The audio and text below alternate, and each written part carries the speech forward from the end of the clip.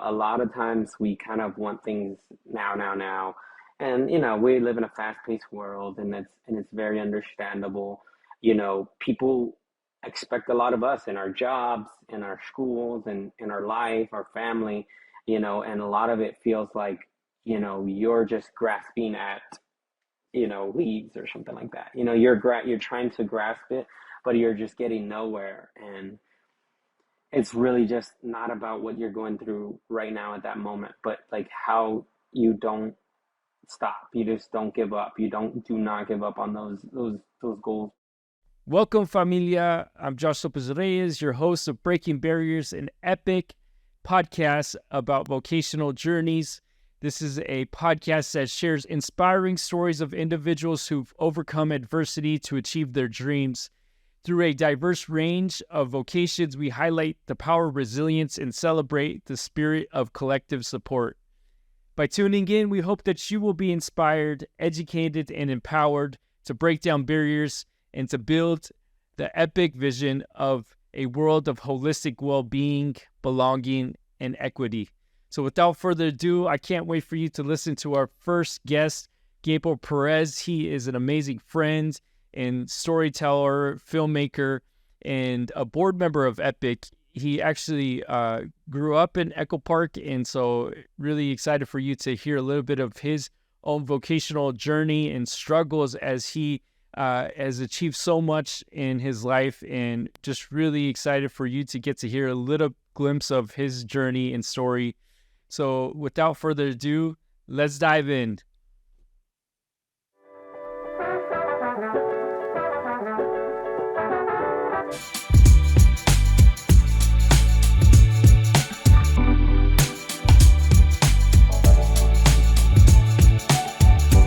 Without further ado, want to invite you, Gabriel, if you can please give our guests and listeners a chance to hear from you. Who are you, Gabriel, and who are the people that made Gabriel who Gabriel is? Yeah, my name is Gabriel Perez. I'm a filmmaker. I'm an assistant editor by trade. I'm also working with you, Josh, in the nonprofit world. So very excited to be here. A native Angelino and born and raised in Echo Park. Awesome. Well, again, couldn't think of a better person to be our first guest on this brand new podcast. Again, not only because you're a beloved, trusted friend, but like you said, you grew up in the neighborhood where we started this new collective work, the Echo Park Immigration Center, and you're a board member, founding board member, but somebody, like you said, that actually grew up in the community and, in the church building where we're housed. And, would you share a little bit more of how that, how was it growing up in Echo Park in the 90s, and how did that shape you? Yeah, it was a different time. It was a different world, I want to say. Every time I live in LA County now, so every time I go into the city, it's very different, and it feels different. Just being there, walking the streets, it's just so different. How so? That neighborhood was a neighborhood of immigrants and descendants of immigrants and families who were just trying to get by in the day to day.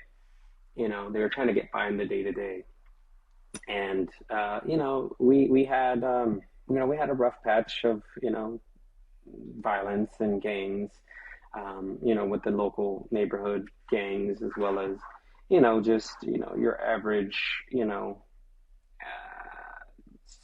your average difficulties that you deal with in a poorer community than you would in a more affluent community. Sure. Yeah. I mean, I heard you actually on another podcast, and you all were talking about during that time in the 90s. The New York Times wrote an article, I think, about Echo Park being one of the most dangerous neighborhoods in all of the country, right? Yeah, I wasn't aware of that myself until I heard the story. But yeah, apparently it was, and it was, it was a dangerous place, people I know who have passed away from either gangs, from drugs, from, their situation, being, dealing with poverty, dealing with, like, again, gangs, influence from gangs. Don't do this, don't go there, don't be with this person, don't hang out with that person, because those things could cost you your life. Yeah, absolutely. And I mean, I mentioned already you're a board member with us, but you're also helping us out with a special new project initiative that we're doing with our youth community, basically teaching storytelling through film. You're an awesome filmmaker and editor. And I guess how did that experience, growing up in a community like this kind of shape your vocational dreams? Growing up in that environment shaped my vocational dreams by really pushing me to find a way to get out of it, get out of my situation, get out of the ghetto, get out of the hood, or, and of course, as things changed, the ghetto changed and the neighborhood changed. And so, for me, if it was so much get out of the ghetto, but it wasn't keep from being continuously impoverished, right? So as 2005 came around and I started to get into high school, the landscape changed. The area became a lot more, there was a lot of gentrification going on, and the area became a lot nicer, so to speak, and it became less affordable. And so it was maintaining not being pushed out of that neighborhood, and being able to afford to live, a comfortable life. And so that's what it kind of pushed me to do, was to say, look, if I stay with what all my friends have done, I'm not going to reach my goals. Right. That makes sense. And so, this is a pretty unique career, in the creative world, right? So would you share a little bit more about how, you were inspired to pursue this as a career, to be a filmmaker and editor? And I want to actually dive into more some of the specifics as you can talk about, the kind of cool and amazing, inspiring work that you do. But like, how did that come? I mean, we're talking maybe 15, 20 years ago, right? That this happened and you're starting to get involved with film. Yeah, it doesn't, I can't believe it's been that long, which is incredible in itself, to go from, 15-year-old Gabriel to now 35-year-old Gabriel. So that's incredible. Yeah. But, I mean, it didn't come, it wasn't something that I sought out, I definitely like I said, I wanted to change my environment. I wanted to change my upbringing. I wanted to change my future. But in order to do that, I first connected with the Echo Park United Methodist Church in Echo Park with Pastor David Farley, who encouraged us as students, as kids, to be educated and take up the opportunities that are offered to us. Right. That makes sense. One of the opportunities was this place called the Echo Park Film Center, which was a nonprofit created by Paulo Davanzo, and lasted over 20 years in Echo Park, right there on Alvarado.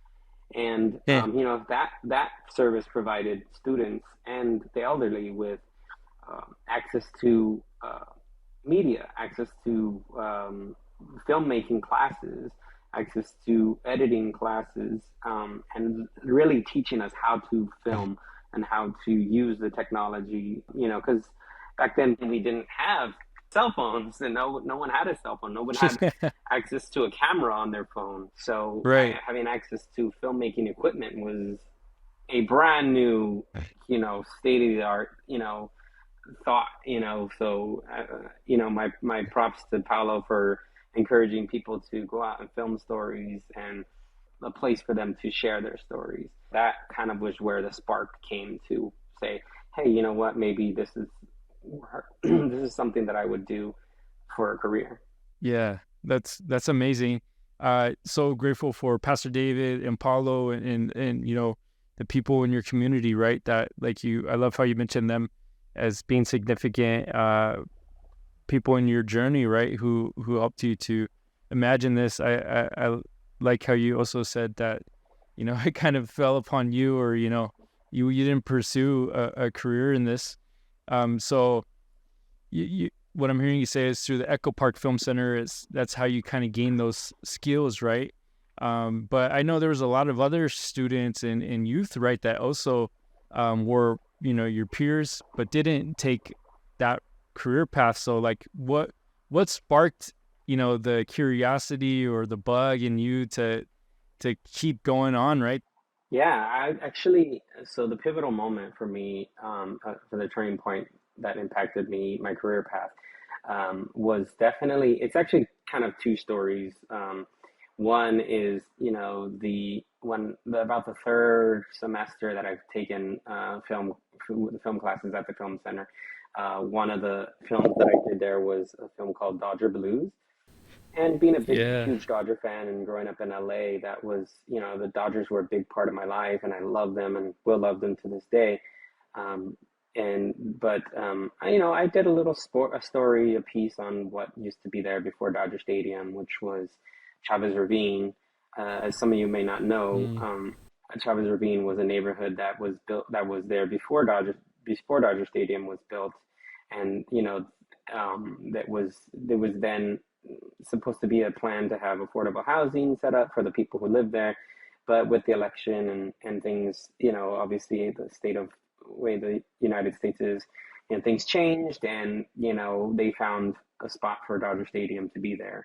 So I did a documentary on my experiences there, as well as a little bit of research on the background, and it really really tied in with what I was feeling at the time when my family was pushed out of Echo Park in 2005 because of the Mm. rising rents and the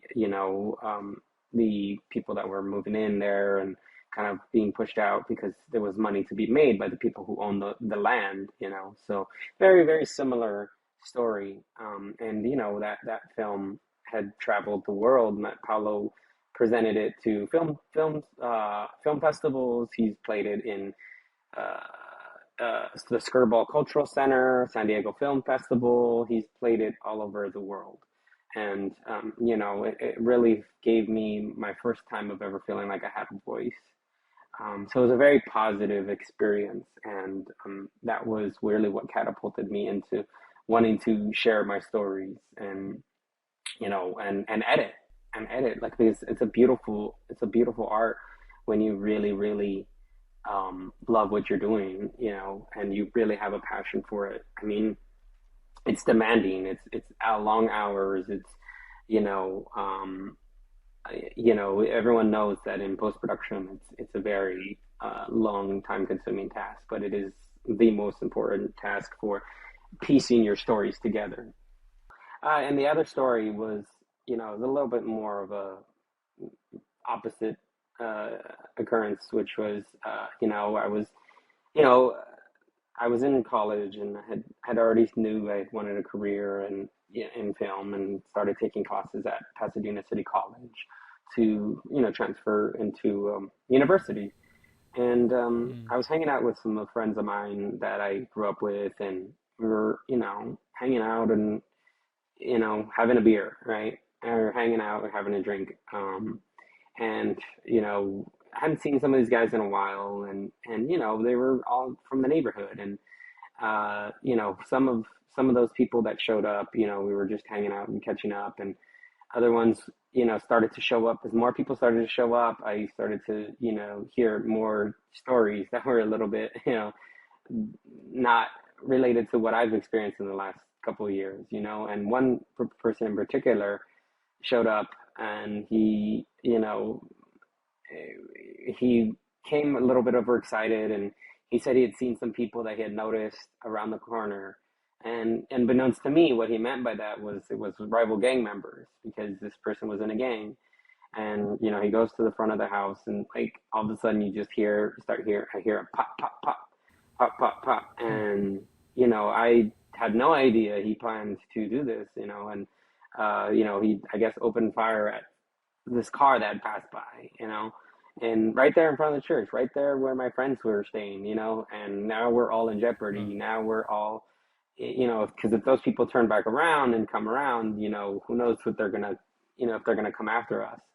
Right. And it was a very scary situation. It was, you know, the last time I'd seen any of those people, because after that I had no longer, you know, wanted to be around any of them. And if ever I would see, you know, some of those people, it was just, you know, we're on two different paths. This happened when you were in college already. Yeah, this was around 2006 or seven when I was in my, Wow. yeah, second year of college. Yeah. Wow. Wow. That's definitely a pivotal story moment. Sounds like, in your journey. And so were you studying film? What were you studying in college? But you And know, so again, it just made me realize that, you know, like I'm I have a goal in mind, and my goal is, you know, later on down the line, you know, future away from this type of environment that I grew up in. Um, and mm, yeah, it was just important for me to get away from that situation as fast as possible. so it sounded like that was like the motivation, some extra fuel in your tank to pursue, your career in this field. Yeah, definitely. I mean, you know, and some of that comes with not really knowing what you want, you know, like you know, you could say go up to Right. somebody who's that got a rough past or whatever and say, you know, you need to turn your life around, but you know, they won't know where to start. You know, they won't know, like, and based on their past, you know, they're struggling with their personal demons and traumas and, you know, things like that, and they're like, well, what, it's easier said than done, you know, like they don't know where to begin. Right. You know, so I Absolutely. definitely Yeah. sympathize with them in that sense that like they don't know where to begin. Right. Yeah, that makes sense. And I know, speaking of college, like a lot of us face financial constraints, right, when pursuing our dreams, and especially those of us who are first generation college graduates, like myself. And I don't know, are you also first gen, college graduate? And so two-parted question, like, can you share a little bit more about that? How was it going to college? And how'd you you mentioned growing up in a lower income family and community. Like, how were you able to navigate those challenges? Yeah, thank you so much for bringing that up. It definitely is a challenge. I did grow up in a single parent household. I did grow up with, you know, six, you know, two brothers and four sisters, so a total of seven siblings altogether, and a single parent household that's very difficult to just make ends meet, and it was a struggle to, you know, just survive. Just surviving felt like a struggle because it's like you don't know what's going to happen from one month to the next, with rent, with food, with you know, different school, even clothes, things like that. Is just becomes a challenge, you know. And Right. you know, one of the ways to navigate that is for me specifically was, you know, financial aid, assistance, things, you know, really sitting down with somebody, an advisor, a financial advisor, people who are getting paid money to help you navigate that. Because, you know, not, you know, some people's families, they have a parent who has that, you know, and I'm Right. being a first generation college student. I don't know what that any of that means. There's no father or Right. mother that has had experience that can tell me this is how you fill it out and this is why it's important, and this, and you Right. have to really tread the waters and go through this, what can feel like a grueling process at the time, but it simply is to better your future. Exactly. And so, you know, Absolutely. Yeah. a lot of that is reaching out and being able to be open, being able to, you know, understand that yes, we all work. Yes, we all have bills to pay. Even, you know, these a lot of these students, you know, like at 18, 19, you know, they have to help their parents out sometimes, you know, Right. but, you know, if we take that extra time to, um, you know, to fulfill these requirements, to help fund our education, you know, that are grants from the government, then we will then, you know, have, you know, that money will then go further, you know, and it's important to, it's just an important part of growing. It really separates you from the people who can finish college and the ones who can't, and the ones who Right. can continue to, even if college is not for you, even if college is not for, I mean, like the same thing goes in life with like a trade, you don't have to necessarily be in a Right. university, but if you're willing to spend those hours in a trade, whether it's, plumbing, HVAC, or, auto mechanic, that's, you're going beyond what anyone else who doesn't have those skills will do. Absolutely. And yeah, definitely. Especially what you're sharing is making me think too of taking advantage for those of us that can, right?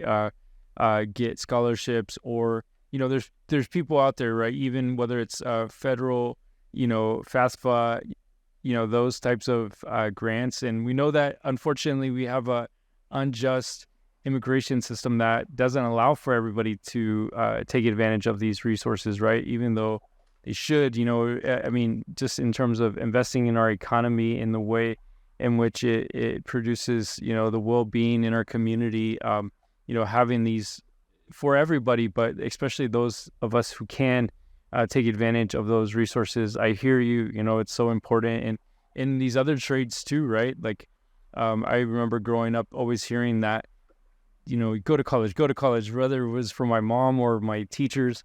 And, the reality is once I got to that point of graduating, I saw a lot of my peers who like you mentioned, being first generation college graduates, like we don't have those networks too that, a lot of times, you know, other people from other socioeconomic backgrounds, or, just, people that have trust funds, or people that have, they don't have to worry about paying for college, right? And like you said, maybe helping their family out, paying for other bills and things like that.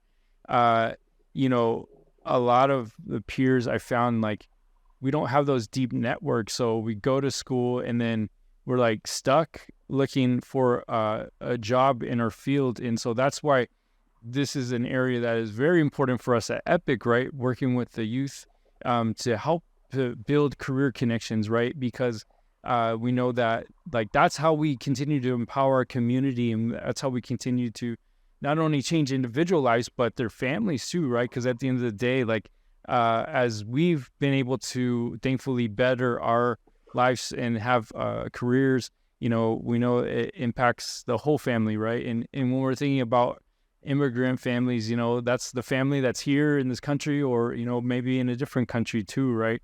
As so many of our immigrant community members send back, resources to help those, family members who are abroad. And, but yeah, I thank you for sharing that. Could you share about an obstacle that you maybe have, you now thinking about graduation, right? What were some obstacles, or an obstacle that you faced professionally as you kind of got your feet wet, and kind of what I'm talking about, like that transition, right? Like, all right, everybody says go to school, graduate, but a lot of times we don't have that bridge, right, to get to Mm-hmm. our careers or our goals, right? Well, how was that experience for you? Yeah, in my industry, a lot of people say it's not about what you know, it's about who you know. And Mm, I've seen it. I've seen people, succeed who were not anyone who had anyone to rely on. Friends of mine, other people that I grew up, that I went to, that I interned with, like when I graduated, But and then I also did see people that did have an uncle or a father that was like an executive somewhere, and was just like, mm, working, at 23, 24 years old after college, and just, had a guaranteed income in their field. And then, I would ask right, them, and like, what do you want to do? And they're like, I don't really know. So it's right. nice to say the same. It's not, it's nice. I think it must be nice to say exactly what we're all saying when we graduate high school, but to have a nice check in the mail when it comes to Mm, that, took nothing for you to get, So like, how nice is Yeah. that? But on the flip side is that I'm not going to let that stop me. I'm not going to let that, you know, you know, and keep me from reaching my goals. If anything, I'm going to work harder. And Exactly. again, like going back to access to, people, that I do have access to, such as the Film Center, such as David Farley. I mean, he's been crucial with me talking about, I remember was the first time I spoke to him, and I said, look, I think I need to see a therapist, because Mm. of either my past traumas and, when I grew growing up. And he said, he gave me he said, you have to do what you have to do. You have to take care of yourself. And, so I really Yes. look up to him for that information, to really just be there, knowing me my entire life, like, this is not, he's not related to me by blood, but he is a father figure, and he is Mm. being a pastor, he's helped, I'm sure he's helped thousands of other people, but I'm just one of those people that he's helped. So Right. really, really, in order to, um, in order to in order to cross those obstacles and pass those obstacles, you have to be able to be willing to ask for help. And, when people, offer you help, like, you have to follow through. There's this onus on us Mm. to follow through Right. and really know Exactly. that, these people are leveraging their, reputation to make sure that you have a better life. They're taking their time out of their families to, be with us. And, like, I'm Mm. incredibly thankful for those people. Like, the reason I'm so, the reason it means so much to me is because I know it has benefited me, and I wouldn't be where I am today without those people. Mm. So I have the utmost Mm. respect and honor and just humbleness for those people who've helped me. Ready to make your holiday season doubly good? This holiday season, join the Epic Posada movement, where popcorn pops and dreams soar. On December 17th, we will be celebrating the 4th annual Epic Posada. Our mission is to empower our under-resourced immigrant youth community, and our goal is to raise $3,000 for 60 $50 gift cards that will bring joy and warmth this holiday season. Want to share a heartfelt thanks for our friends from the Zulfagari Law Firm who helped kickstart this fundraiser with a $1,000 donation. Now we need your help to reach an additional $2,000. Your financial support directly impacts young lives in our community.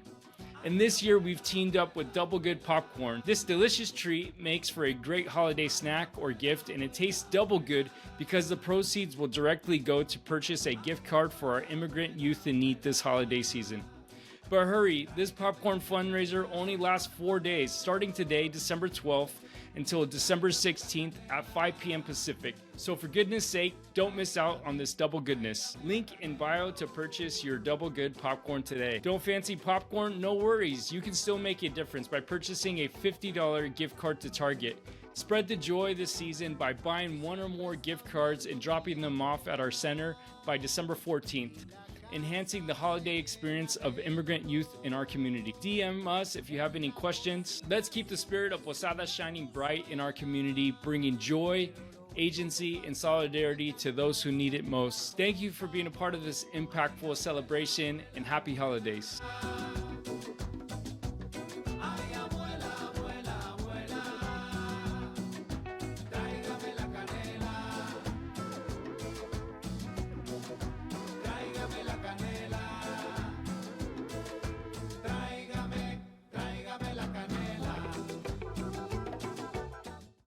Shout out to Pastor David Farley. He has been a huge reason why, we're doing this work with the Echo Park Immigration Center, and, like you said, has helped so many lives and families. And, yeah, really appreciate you honoring him. And like, obviously we're sharing these stories here because we want people to be inspired and, think about those people. Like, I like how you mentioned, for those of us who are receiving the help, right, to take advantage of those connections that people are making. And you mentioned, that Pastor David mentioned therapy, right? Like, thank God for therapy. I also am big advocate of, healing, right? The mental it's the most important muscle, right, in our body is our brain, our mental well-being. And it's something that it's so easily overlooked. And I think we're in a world that is acknowledging it more, thankfully, but there's still so much further that work that we can do as a society, as a world. And I really appreciate you, doing that work and modeling it. And, yeah, could you share a little bit more about like what's something that you learned, or, something that, how did it help you? Because obviously we're talking about our vocational journeys, right? But a lot of times people don't make the connections between the two. You know, how did it help you in your career goals and dreams and vocational journey? Yeah, and, that's a very good question. I think the way that the help has helped me in my vocational journey is by, really just knowing that there's a process. A lot of times we kind of want things now, now, now. And, we live in a Right. fast-paced world, and it's very understandable. People expect a lot of us in our jobs, in our schools, and in our life, our family, and a lot of it feels like, you're just grasping at, leads or something like that. You're trying to grasp it, but you're just getting nowhere. And it's really just not about what you're going through right now at that moment, but like how you don't stop. You just don't give up. Do not give up on those goals, because, write yourself a goal log, at the beginning of a year, write yourself 5 goals. Two Mm, short-term goals and or 3 short-term goals and 2 long-term goals. And if mm, you start that at the beginning of the year, and you just go back and look at it. And if you need a mentor, reach out to somebody, talk to somebody, a teacher, counselor about those things, and say, hey, look, right. can we do that? I've also had, another Exactly. person at a place called the Heart Project, a mentor Mm, of mine, called her name's Yolanda Hester, and she was the one who said, mm, like, yeah, have those goals, and those are going to be your goals. You write them down, and I have my goal list in my other room right now, like, and those, I'm working on those ones right now for 2023, and sometimes if they go beyond 2023, that's okay.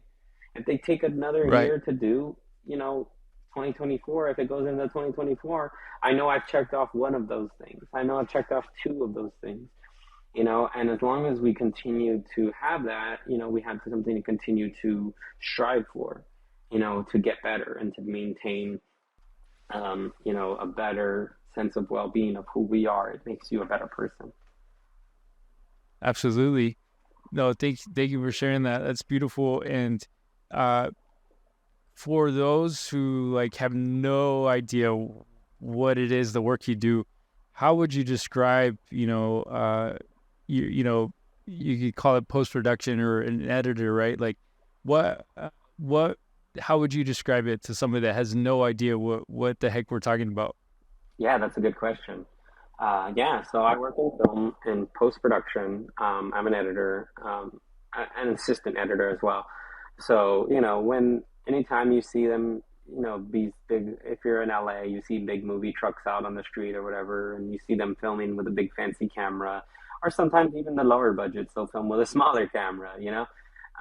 Anytime you finish shooting, you have to, you know, you upload that video to somewhere, right? You like, for instance, YouTube, TikTok, whatever, right? But when you're editing a film, you have to take shots from day one to day 85 in an 85-day shoot, and bring all of that together from a storyboard, from a script, and into shooting, and then into post production, where there's more changes being made, and pages being torn out, new pages written in.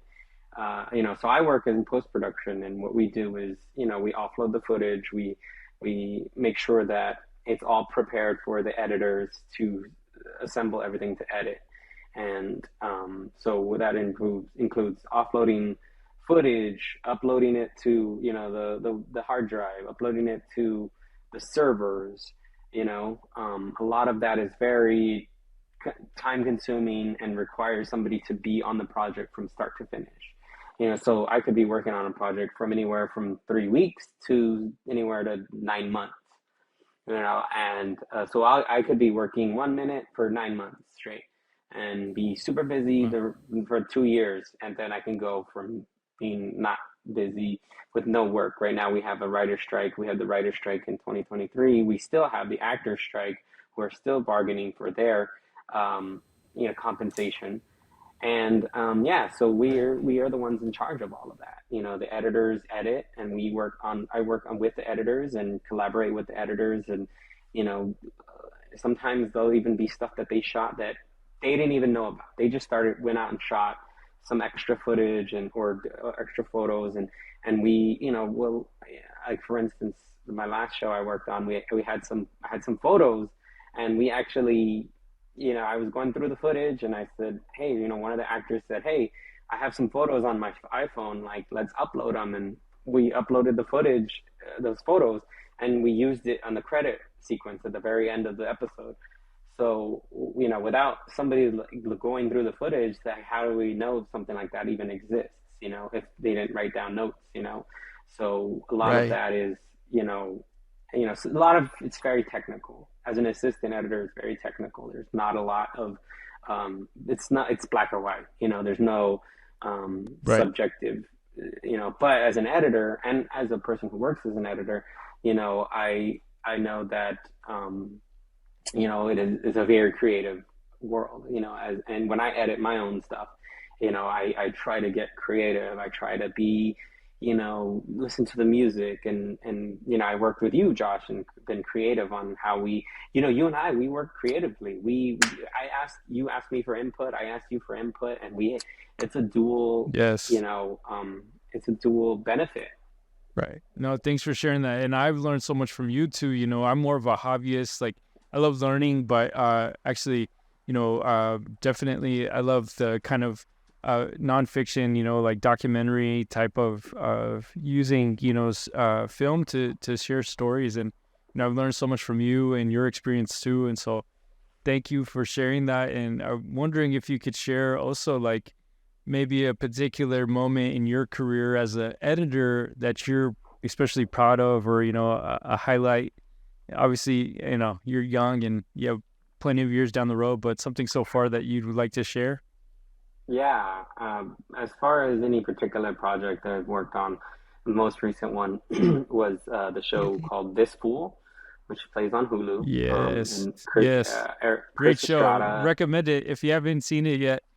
Highly recommend it. It's hilarious and amazing. Yeah, definitely an amazing cast, amazing crew. Everyone that I worked with was just an amazing. They were so helpful. They were so great to work with, which was weird because I worked a lot in reality, and a lot of it is just get it done. Like it almost feels like just get it done, stupid. Like nobody cares about what you have to say. Nobody cares. Just get it done. Just get the work done. And I'm gonna be over here doing this, right? But this was a completely, it's my first union job. So 2023, I got into the union and worked on this school. And Congratulations. thank you for producers Chris Estrada, Frankie Quinones, and Pat Bishop, the creators of the show Corporate on Comedy Central, all got together and created this story. Produced Chris's story about growing up in South Central LA as as a just son of an immigrant, and his, and season 2 was really getting into like that type of thing, the therapy and the importance of therapy and perception on life. So it's a wonderful program, And and I highly recommend it. It is it's a mature program, so there are some cussing involved. So, and if you just be warned, it is for mature audiences. So, but it's just such a great program to work with, to see the lifestyle that I grew up in, to see that represented, not just Mexican Americans, not just, immigrants, not just, Latinos, Latinx, what do you want to say, but the central base of LA, and of course he has background in he has a background. He has a lot of knowledge in punk music and rock en español. Like he brings that to the table, and and it's what I grew up with. Highland Park. I mean, there's a Right. huge punk scene in Highland Park. So really, just Right. knowing that and feeling that, it was just an amazing experience. Yeah, it's so cool. Thank you for sharing. You just scratching the surface, really, right? Like we live in the entertainment capital of the world here in Los Angeles, right? And like, I think sometimes we're a little bit more privy to, people that live in other parts of just seeing, actually some of the behind the scenes when we see shoots and, traffic or streets closed off or things like that. But I mentioned that because like there's always a behind the scenes, right? Of like how, I mean, we live in the world you mentioned earlier about, just being so fast paced, and like we live in a consumeristic world too, right? To where, these things that we binge watch, oftentimes we don't always put the dots together that like this was the actual story and there's people behind, the scenes patching this together. And basically, obviously, the people kind of what we were talking about earlier, right? In terms of representation in higher ed, that's a big thing now that the world is, shedding light on also, right? Like, and so I like how you mentioned in this particular show that you just finished working on, it is so important, right? Who is telling the story, right? And how our own individual social locations and experiences kind of shape these stories that, I think there's so much opportunity for, because, Hollywood, of course, has definitely highlighted a certain social location and, for many, many years, right? Um, and also has marginalized a lot of groups in doing so, right? Sometimes intentionally, sometimes not. That's a whole nother podcast, right? But the reason I'm mentioning it is because I want to ask you, as somebody in this field, do you have any words of advice for younger people that are maybe aspiring to be editors or other creative types, that want to use their voice, like you mentioned earlier, through film, to tell stories, especially stories that are not always told through the mainstream media? As far as any advice for people looking to, need to work, whether it's professionally or just as a hobby, to get your story out there, I would say, the first thing to do is write it down. That's the very first thing to do is write it down on paper, whether it's a paper, whether it's a computer. I mean, you produced this program. You didn't just think about it in the air. You had questions, a little behind the scenes for the people who are not, privy to how a podcast gets started. You did the groundwork. You did those work. You did the work for that, Josh. You wrote these questions for us to answer and the topic. And, that is an amazing thing. Once you implement that plan, once it's on paper, same thing with that list of goals. Once those goals are on paper, you then now can take that next step to getting Right. that, process. And when then, reach out to your contacts, reach out to the people you have that can connect those dots, and say, how do I get, you know, how do I get access to a camera? Well, maybe it's your phone.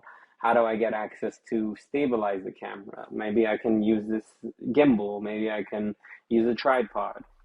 How do I get an editing program? There's free ones like DaVinci Resolve.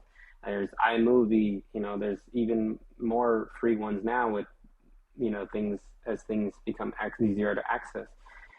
So a lot of that is, and even with me, like, it's like the stories I want to tell, I don't just go out and film them. Like, I have to write them down. I have to become Right. creative and present it in a way where it's accessible to other people so they can see it, and don't be afraid of criticism, because, a lot of Mm. times we're afraid that we're going to be rejected or somebody's going to like our work or something. And we just have to kind of actively push past those negative thoughts and really Mm, positively tell ourselves, like, look, this is what we're going to do, and again, there's no time limit on what you're doing, but, if you really, really, but the more time you take on it, the more harder it is going to be to achieve those goals, and mm, so the same thing goes, I mean, in film, time is kind of the enemy because, there's never enough time in a day to film what they want to film. There's never enough time to edit. Keep pursuing mm. what you want to do, again, and reach out to the people that can help you. And we can't take it with us when we pass, So we want to give that information to other people. One quote that I heard is, why, where is all the information? Where is all the information held? And I think it's in a Mm. cemetery or something like that. Sorry, pardon me if I'm messing the quote up, but that's where all of the information is. That's where all the Mm. information is in the cemetery, because those are the people who have the knowledge. And if that knowledge isn't passed down, then it's not going to be anywhere. So our goal as adults in our 30s and 40s and so on is to pass that information down in any way, shape, or form we can, so we can cultivate the new generation into, and they can rise up and do the same for Mm. their children or, you know, mentees. Yeah, I love that. I love that so much. Thank you so much, Gabriel, for your time and for, sharing those words of wisdom. And that's a great segue to kind of, as we're concluding here. These are, again, your first guest on this new podcast, but these are two questions that we want to ask all of our guests. And along the lines of what you're sharing, for the first question is, what advice would you give to listeners who might be struggling with barriers in their own vocational journeys, whether that's in, film or, as an editor or any vocational journey? Yeah, if you're struggling with that, reach out. Reach out for help. Mm, Don't ever be too proud to reach out for help. Because we all have moments of weakness. We all have moments of adversities that we struggle to this day. You and I'm not even employed right now, so, and that, yeah, and that scares me a little bit, but, we plan for the unexpected. It's right, hard to plan for the unexpected when you're going through the unexpected, right? So that I right. understand that, and I understand that it's easier said than done, but, you know, like, don't ever be afraid of what somebody thinks about you when you're asking a question in class, whether you're asking a question, asking Mm, for help, asking for things, like, if you really want something, people are happy to help you. People are happy, especially if you're trying to benefit yourself and other people. yeah, that's such a good one. That's such a good one. And especially that last one really hit me about, you know, don't be afraid to ask. It reminds me of that saying, there's no dumb questions, right? Like, but it's so true. And, it's easy to kind of, keep these things in, like you're saying earlier, right? And writing them down helps. And yeah, thank you for those words, wisdom and advice. And last question here is, how do you define success, and how has your perception of success evolved throughout your vocational journey? That is a good question. Wow. That's a tough question, actually. Because, Ending with the bang. yeah, right. Our society defines success monetarily, right? Right, And right. that is an important part of our society, but it's not the only part. You can have all the money in the Mm, world and not, and not have any, um, you know, and not be happy, you know. And that's facts. true because yeah, there's been points in my life where I've been gainfully employed and have all the money I have the most money in the bank I've ever had, but to feel the worst I've ever felt, and Mm, so a lot of it is just about taking care of yourself, taking care of your mental health, taking care of, the mm, people around you. But it's just, don't focus on take care of yourself first. You know, you're the mm, you're the you're the creator of your own story. So just mm. focus on those things first. Do whatever you can to help lift yourself up, and then you can reach towards lifting up other people. But if you can't, if you can't help yourself first, you're not going to be able to help out other people. So just help yourself Yes. out first.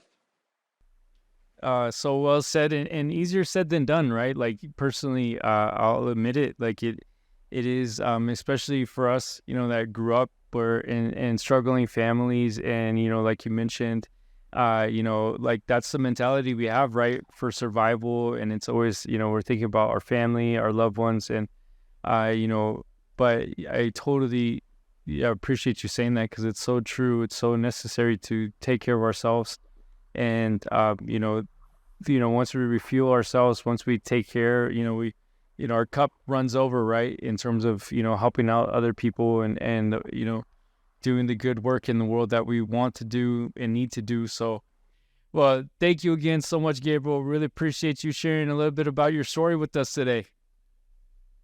Thank you. Have a good one.